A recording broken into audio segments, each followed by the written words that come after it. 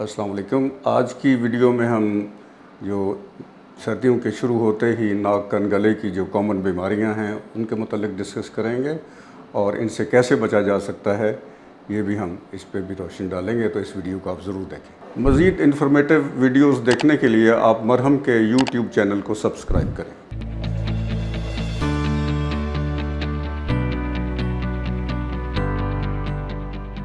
अस्सलाम वालेकुम, मेरा नाम doctor Mohammad Riaz Chaudhry, professor of ENT। आज की वीडियो में हम सर्दियों में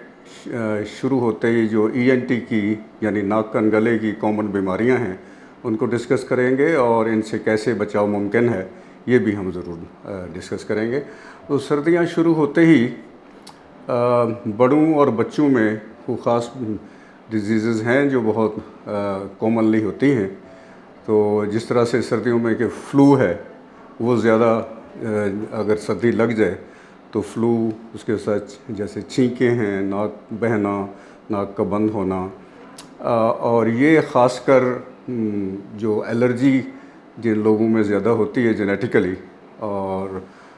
डस्ट से मुतासर होते हैं और ठंडी हवा से भी, तो जिन शहरों में पॉल्यूशन ज़्यादा है तो वहाँ सर्दी के शुरू होते ही दोनों चीज़ें क्योंकि कंबाइन हो जाती हैं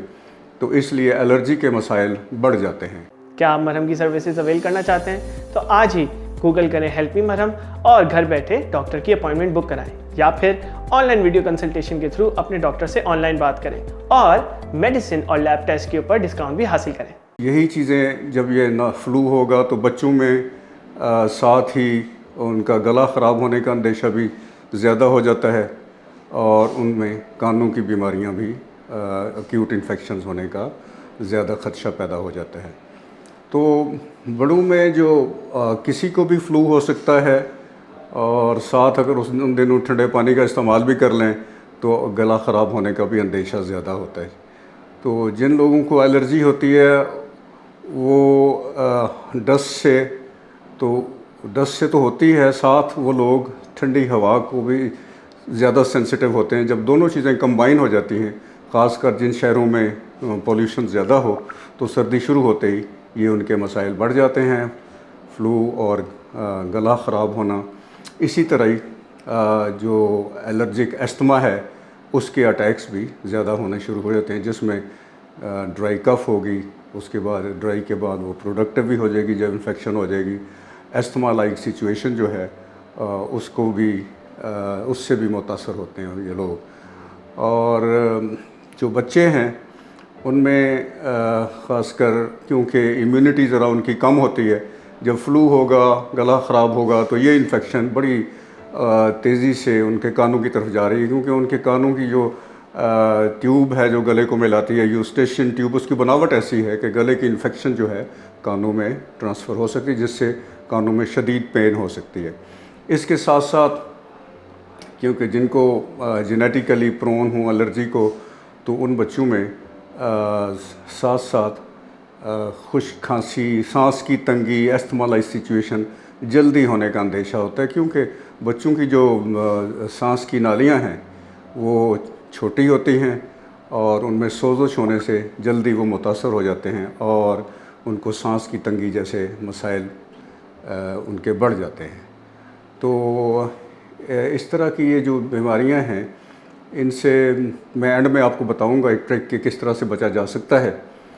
तो ख़ासकर इसमें जब सर्दी शुरू होते ही ये ख्याल करना चाहिए कि एक तो ये है कि जो एयर कंडीशनर का इस्तेमाल चल रहा होता है उसको टाइमली उसको बंद किया जाए, इससे पहले कि आप ये नज़ला ज़ुकाम और खांसी और ये एस्थमा लाइक सिचुएशन जो है ये डेवलप होने के बाद ही आप बंद करें, तो वो टाइमली बंद कर देना चाहिए। और जो है मुंह को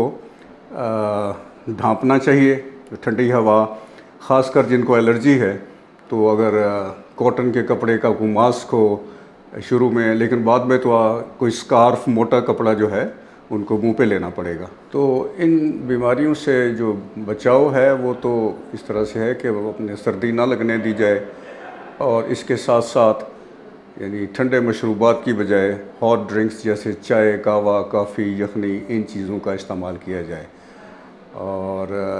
اگر یہ سچویشن ڈیولپ ہو جائے، مثلا فلو ہو گیا یا ڈرائی کف ہو گئی، تو اس کو پھر چاہیے کہ اس کا بر وقت علاج کریں، اس سے پہلے کہ جراثیم کا بھی اٹیک ہو جائے، تو کسی مستند ڈاکٹر کو جلد رجوع کرنا چاہیے، اس سے پہلے کہ مثلا ناک اور گلے کی بیماری بچوں میں کانوں تک جا پہنچے یا لنگس کی تک وہ متاثر کرنا شروع کر دے اور استھما لائک سچویشن ڈیولپ ہو جائے، تو جو ہی فلو ہو یا گلا خراب ہو تو فوراً ڈاکٹر سے پاس جا کے اس کی ٹریٹمنٹ لینی چاہیے اور ہاٹ ڈرنکس کا وہ استعمال کریں اور سردی لگنے سے بچائیں،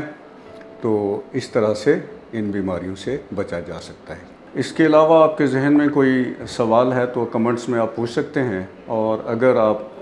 مجھ سے مشورہ لینا چاہتے ہیں تو مرہم کے تھرو اپوائنٹمنٹ لے سکتے ہیں۔